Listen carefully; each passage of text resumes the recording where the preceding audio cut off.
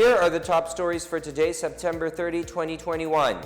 President Rodrigo Duterte certifies a proposal of 5 trillion peso 2022 national budget as urgent, citing the need to spur recovery efforts amid the pandemic.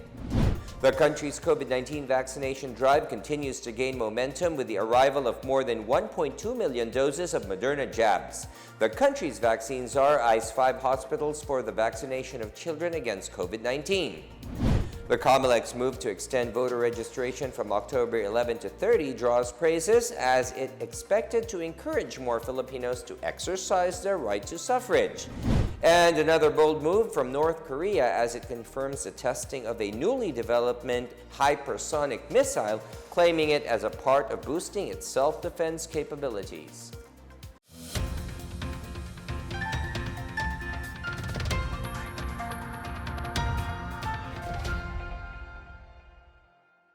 Good day, I am William Theo. Welcome to the PNA Newsroom.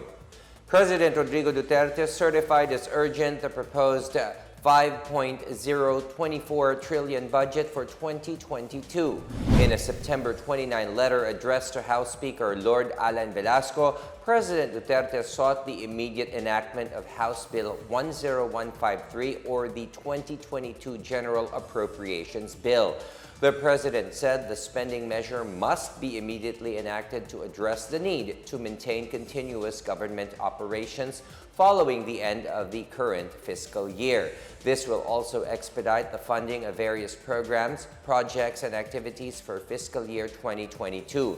The proposed budget for next year is at 11.5% higher than this year's 4.506 trillion pesos. Velasco said the House aims to pass its version of the 2022 national budget today or before Congress suspends session on October 17 to November 15 for the filing of certificates of candidacy for the May 2022 elections. Malacanang welcomed the decision of the Commission on Elections to extend voter registration from October 11 to October 30 after it was unanimously approved en banc. Voters' registration is extended from October 11 to 30, Monday to Friday except Saturday. However, COMELEC will still open October 30, which is the last day of voters' registration. Overseas voters' registration is also extended for 2 weeks from October 1 to 14. COMELEC has set the filing of the Certificate of Candidacy from October 1 to 8. Presidential spokesperson Secretary Harry Roque said it is a positive development in light of the extraordinary circumstances brought by the COVID-19 pandemic. Meanwhile, Speaker Lord Alan Velasco expressed gratitude to the COMELEC for heeding the clamor of both houses of Congress and the public for an extension, as it would give voters more time to register and vote in the coming polls. Velasco is the principal author of the bill extending the voter registration to prevent massive voter disenfranchisement. Are you a newly registered voter? A non-partisan group, Vote Filipinas, encouraged all new registrants to post their selfies online to get an incentive. The selfie photos can be posted on Facebook, Instagram, and Twitter using hashtags. Magparehistro ka, Vote Filipinas, registered to vote, and Live Smart, Vote Smart. Just follow the mechanics and stand to win awesome prizes such as cell phones, tablets, and more. The grand draw would be on October 15. The Presidential Security Group has yet to receive word about President Rodrigo Duterte's filing of his Certificate of Candidacy, but they said they are all ready for eventualities. The chief executive formally accepted his nomination as the official vice presidential candidate of the PDP Laban for the 2022 polls. PSG Chief Colonel Randolph Cabangbang said that while candidates for the May 2022 national elections are only allowed to have one companion during their filing of the COCs, the same rules would not apply to the president should he push through with the filing of his COC. Cabangbang said only the PSG and not the COMELEC can ensure the security of the president. In the latest Pulse Asia survey, President Duterte failed to maintain his lead in the roster of preferred vice presidential candidates. Topping the list is Senate President Vicente Soto III, who got 25% of 2,400 respondents, while President Rodrigo Duterte got 14%. Meanwhile, the latest SWS survey shows that 60% of 1,200 adult Filipinos believed that the president's potential vice presidential bid could violate the intention of the 1987 Constitution. Only 39% chose Duterte as their vice presidential candidate, and only 1% refused to comment on his plan. Presidential spokesperson Secretary Harry Roque said President Duterte is sensitive to the public's opinion and could still reconsider his intent to run for vice president. Meanwhile, Davao City Mayor Sara Duterte Carpio still emerges as the top pick among preferred presidential candidates. In the latest Pulse Asia survey, 20% of 2,400 adult Filipinos have expressed support for Sara's potential presidential bid. Other preferred candidates for the 2022 presidential race were former Senator Bongbong Marcos Jr. at 15%, Manila Mayor Isko Moreno at 13%, and Senator Manny Pacquiao at 12%. Following Pacquiao were Senators Grace Poe, Vice President Leni Robredo, Senator Panfilo Lacson, and Taguig City Pateros Representative Alan Peter Cayetano. Other personalities with lowest levels of support were Senator Christopher Lawrence Go, former Senator Antonio Trillanes IV, former Akbayan Party List Representative Walden Bello, and former Defense Secretary Gilbert Teodoro. Sara, through her spokesperson Liloan Mayor Cristina Garcia Frasco, thanked her supporters for continuously believing in her capacity to lead the country. When asked if the latest survey could change Mayor Duterte's mind and make her vie for the presidency next year, Frasco said a lot of people are hoping. The government is on its way to expand the vaccination program to the younger population with the arrival of more life-saving jabs. More COVID-19 vaccines will also be delivered in high-risk areas. The details from Marita Mawahe. The government targets to inoculate 70 million Filipinos by November as more COVID-19 vaccines are arriving in the country. This morning, a total of 1,233,300 doses of Moderna vaccines arrived at the NAIA Terminal 1. Of the number, 863,800 doses are government-procured jobs, while 369,600 are procured by the private sector via the tripartite agreement. Galvez said the bulk of the Moderna vaccine supply will be delivered in areas with a high number of COVID-19 cases. These are in Central Luzon, Calabarzon, Central Visayas, Davao Region, and Soc-Sargen, while a portion will be allocated for children. Meanwhile, a total of 391,950 doses of Pfizer vaccine arrived at the NAIA Terminal 3 in Pasay City last night. Galvez also reiterates that the pediatric vaccination will be piloted in Metro Manila by mid-October, and this will be done at the Philippine Heart Center, the National Children's Hospital, the Philippine General Hospital, and 2 other medical centers that deal with pediatric comorbidities. Meanwhile, presidential spokesperson Harry Roque said more life-saving jobs will arrive tomorrow. This consists of 883,350 doses of Pfizer through the COVAX facility, as well as 2.5 million doses of Sinovac. For the PNA Newsroom, I am Marita Muahe. Still to come, the country's vaccine czar says 5 hospitals are being eyed for the pilot of children's vaccination against COVID-19. And the palace says there is nothing surprising about the country's dismal COVID-19 resilience ranking. Details ahead. This is the PNA Newsroom.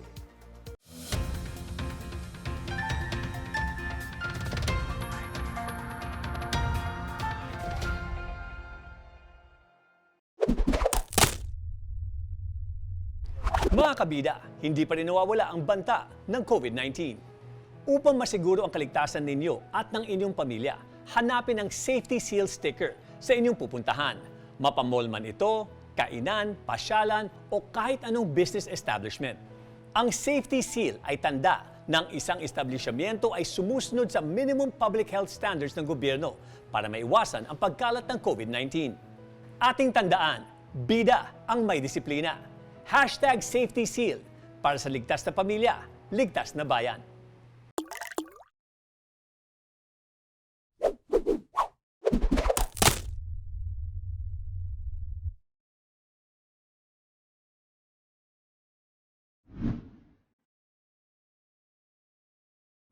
Mga kababayan, unti-unti nang nanunumbalik ang sigla ng ating ekonomiya habang umaarangkada ang COVID-19 vaccination program ng gobyerno. At sa patuloy na pagluwag ng community quarantine restrictions, marami na ang nakakapasok sa trabaho at nakalalabas ng kanilang mga tahanan. Sa inyo pong pagbisita sa mga pampubliko at pribadong establishmento, laging hanapin ang Safety Seal sticker sa inyong papasukan. Mapamall man, kainan, o anumang pasyalan, mahalaga masiguro ang ating kaligtasan.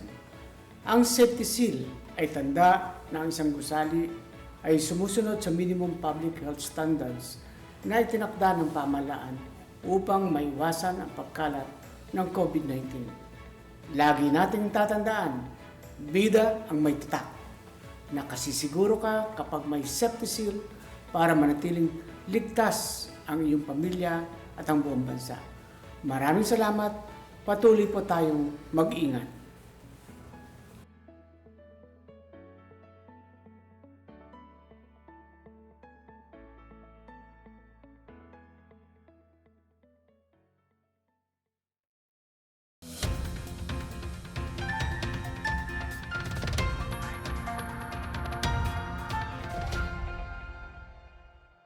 Farmalee's legal counsel, attorney Ferdinand Topacio, is calling for an investigation on the alleged bribery of a former Farmalee worker to give false testimony in the Senate. This after Senator Risa Ontiveros presented the video of the former Farmalee employee during the Senate hearing last week. The said employee claims that they were instructed by the management to change the manufacturing date of the government-procured face shields for medical workers. Topacio, in a press conference, presented the video of yet another Farmalee warehouse staff saying his former co-worker received money from Ontiveros' lawyer in exchange for false testimony. The Presidential Security Group says many of the COVID-19 tests conducted by the Philippine Red Cross among their personnel turned out false positives. President Rodrigo Duterte earlier said that 187 out of 213 of the PSG personnel tested positive in the PRC Manila laboratory but tested negative in their confirmatory test. PSG Chief Colonel Randolph Cabangan said he is not in the position to question the PRC's COVID-19 testing. Meanwhile, measures are in place to ensure the safety of the president. He said all PSG personnel, especially those who have to approach the president, undergo daily antigen testing. They are also subjected to RT-PCR testing every 48 hours. PRC Chairperson and Senator Richard Gordon, meanwhile, said the humanitarian organization is open for an investigation. Guidelines for the vaccination of minors aged 12 to 17 are underway as the National Vaccines Operations Center slated the rollout next month. NVOC Chairperson and Health Undersecretary Mirna Cabotaje said the government is eyeing to start the vaccination of minors on October 15 in the National Capital Region. Ang target natin ay masimulan ito sa October 15. Umpisahan natin sa National Capital Region kasi maganda-ganda na yung kanilang coverage ng kanilang vaccination, lalong-lalo na yung kanilang A2, no? Nasa more than 50% na ang kanilang fully vaccinated na A2, yung ating mga most vulnerable. So pagkatapos ng 2 linggo, ito yung tinatawag na test run ay dadalhin na natin sa iba't ibang rehiyon. Malacanang says the Philippines' dismal ranking in Bloomberg's COVID-19 resilience report is not surprising as it pointed out the inequitable distribution of the COVID-19 vaccines worldwide. The report ranks the different countries in terms of COVID-19 virus containment, overall mortality, quality of health care, vaccination coverage, the severity of lockdowns and restrictions, and progress on restarting travel and easing border curbs. European countries top the list, with Ireland securing a resilience score of 79.4, followed by Spain, the Netherlands, Finland, and Denmark. The Philippines has ranked last out of 53 countries with a score of 40.2. Other Southeast Asian nations that joined the Philippines at the bottom of the list include Indonesia, Thailand, Malaysia, and Vietnam. Presidential spokesperson Harry Roque said the Philippines stands to have universal access to COVID-19 vaccines still stands, as the government is exhausting all efforts to reopen the economy to help Filipinos recover.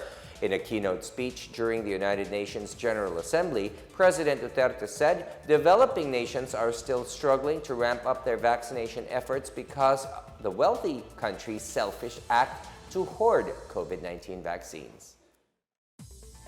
The Presidential Communications Operations Office has issued a new circular providing guidelines to refer a requesting party to the proper source of their requested data. On August 27, PCOO Secretary Martin Andanar signed the FOI-MC number 21-05.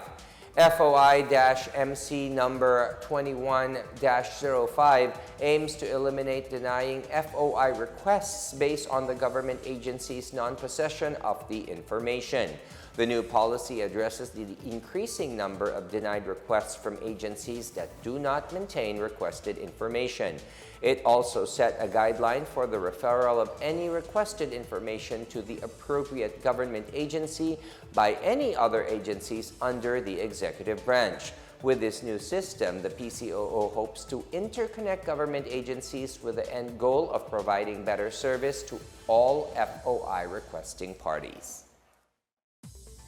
Moving on to business, at least 10 business and labor groups have appealed to President Rodrigo Duterte to issue an executive order to postpone the monthly contribution hike in the Social Security System, or SSS. In a statement on Wednesday, the group said an EO is needed to postpone the SSS contribution hike even through Republic Act 11548 was signed by Duterte last May. RA 11548 authorizes the chief executive to defer the scheduled hike in SSS premium contributions while the country is under a state of calamity due to the ongoing COVID-19 pandemic. The SSS monthly contribution increased to 13% from 12%.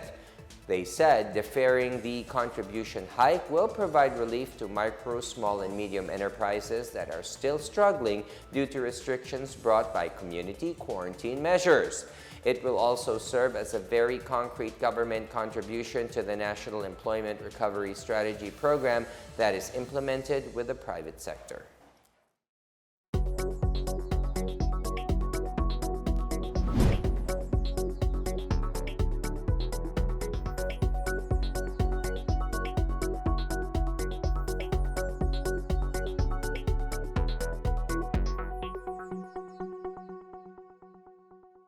Up next, online shoppers beware, you might be paying to get a rock instead of a cell phone. And the Manila city government is closing cemeteries for the second straight year amid the COVID-19 pandemic. Back after a quick break, stay with the PNA Newsroom.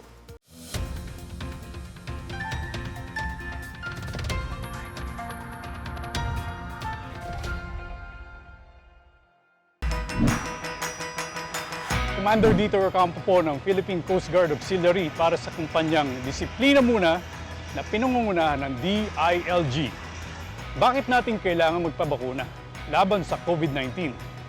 Dahil mahal mo ang iyong sarili, pamilya at bayan.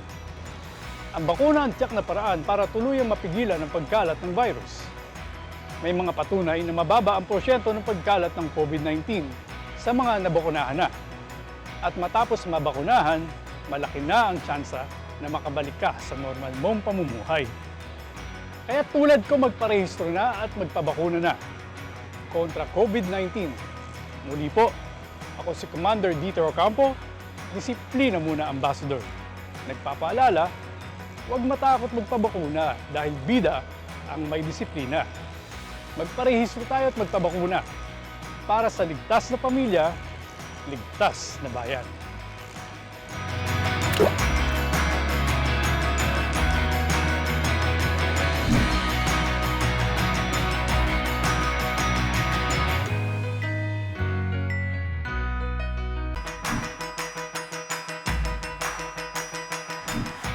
Hi everyone, James Deacon here. The COVID-19 vaccines are finally here, and the government wants to make sure the vaccines reach us. So let's do our part by making sure that we get registered to be included in the vaccination list of our LGU.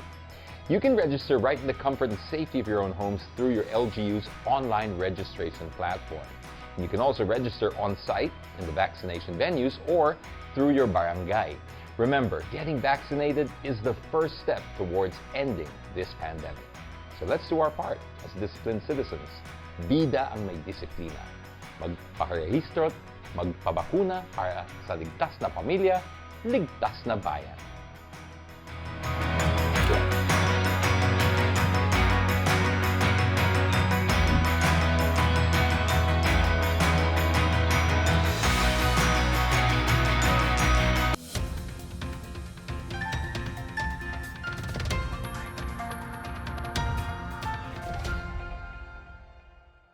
Authorities busted an online seller depot in Paco, Manila, where they discovered parcels containing stones instead of phones carefully wrapped and ready for shipping.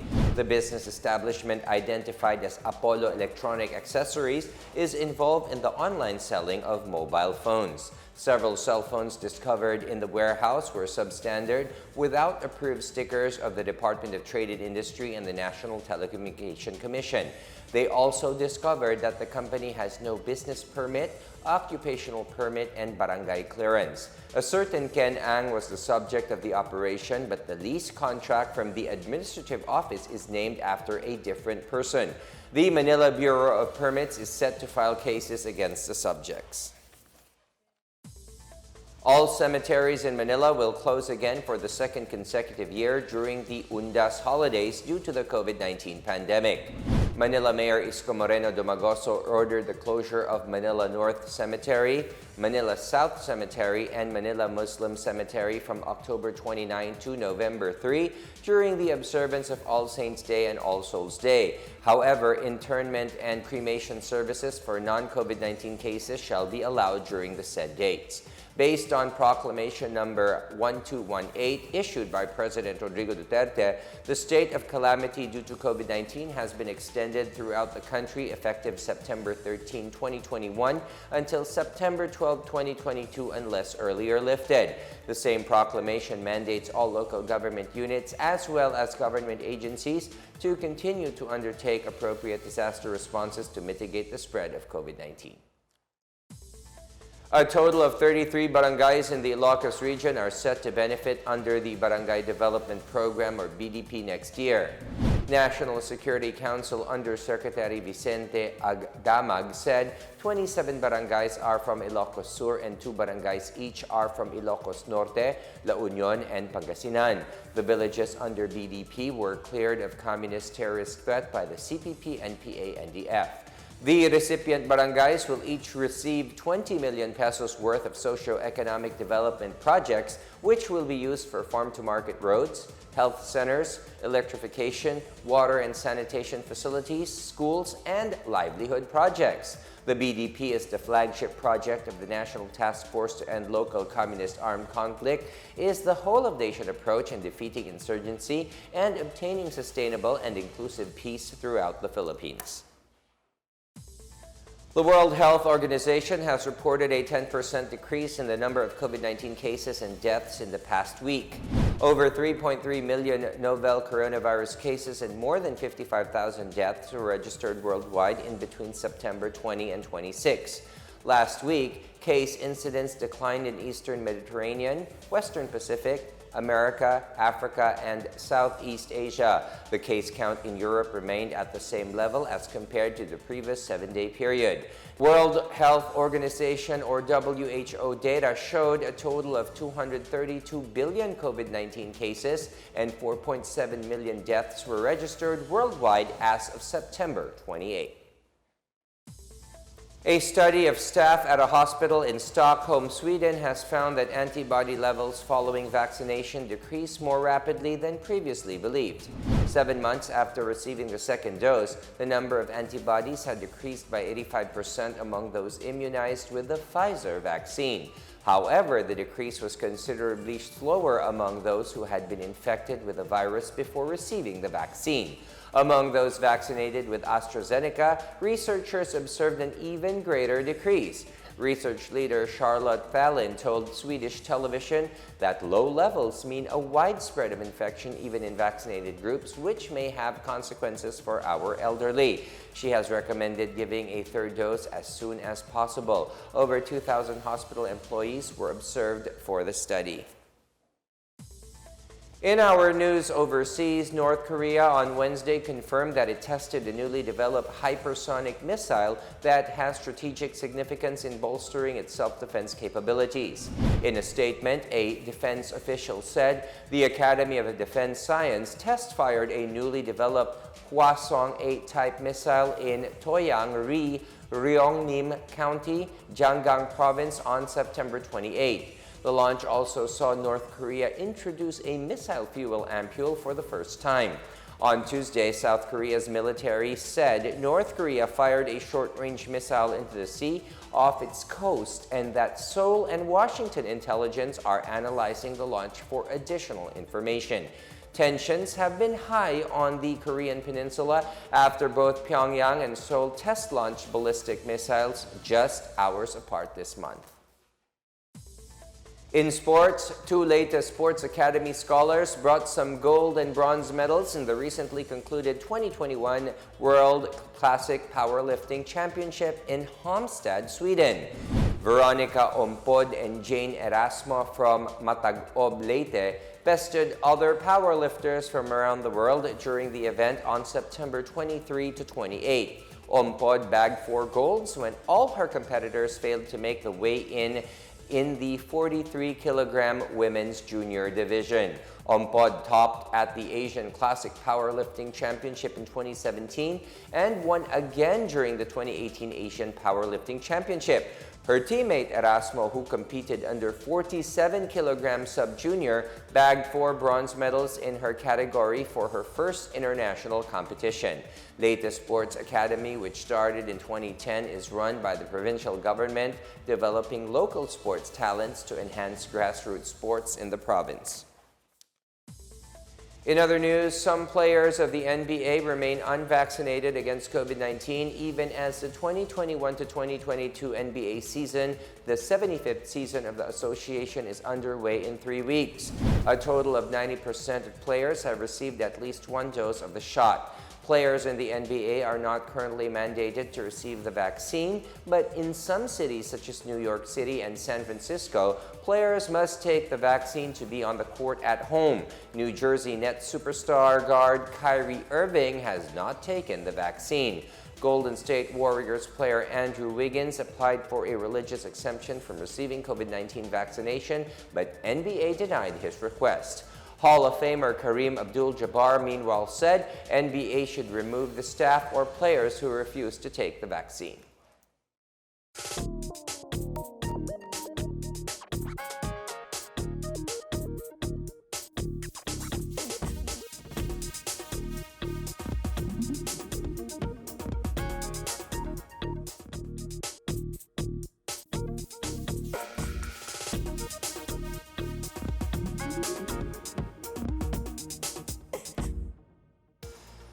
Let's take another look at today's biggest stories. President Rodrigo Duterte certifies a proposal of 5 trillion peso 2022 national budget as urgent, citing the need to spur recovery efforts amid the pandemic. The country's COVID-19 vaccination drive continues to gain momentum with the arrival of more than 1.2 million doses of Moderna jabs. The country's vaccine czar eyes 5 hospitals for the vaccination of children against COVID-19. The COMELEC's move to extend voter registration from October 11 to 30 draws praises as it expected to encourage more Filipinos to exercise their right to suffrage. And another bold move from North Korea as it confirms the testing of a newly developed hypersonic missile, claiming it as a part of boosting its self-defense capabilities.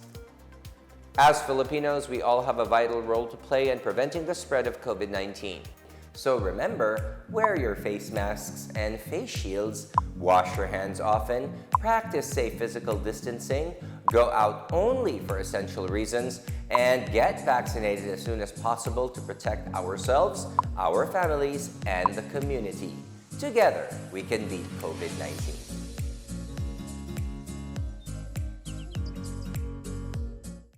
Thank you for watching another episode of the PNA Newsroom.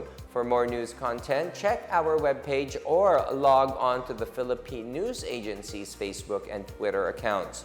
For more stories about the government and how it serves Filipinos, look for these hashtags in all of our social media platforms and websites.